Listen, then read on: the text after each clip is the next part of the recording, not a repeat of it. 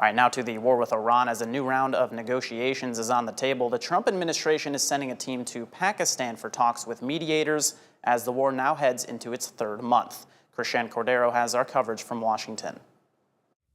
Today, after a week of will they, won't they discussions about potential negotiations, the Trump administration confirms plans are set for Special Envoy Steve Witkoff and Jared Kushner to head back to Pakistan for a second round of negotiations with Iran. The Iranians want to talk. They want to talk in person. And so the president is, as I've said many times to all of you, always willing to give diplomacy a chance. So Steve and Jared will be heading to Pakistan tomorrow to hear the Iranians out. Not scheduled to attend, Vice President J.D. Vance. Witkoff and Kushner are expected to meet with Pakistani mediators, who will also meet separately with an Iranian delegation. A senior Pakistani government official also tells ABC News if the meetings are a go, U.S. and Iranian delegations would meet directly on Sunday.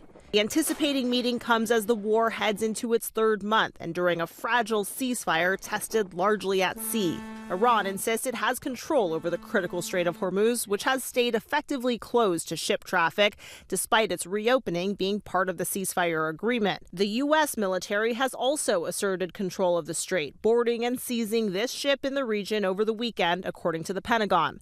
Today, Joint Chiefs of Staff Chair Dan Kane said troops gave the Iranian-linked vessel several warnings before taking action. Over a 6-hour period, the vessel and her crew repeatedly ignored U.S. warnings.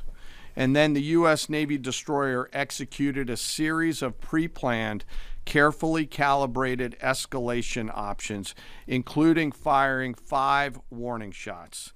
Iranian state media reports Iran also seized 2 ships this week. Both sides say they control the strait.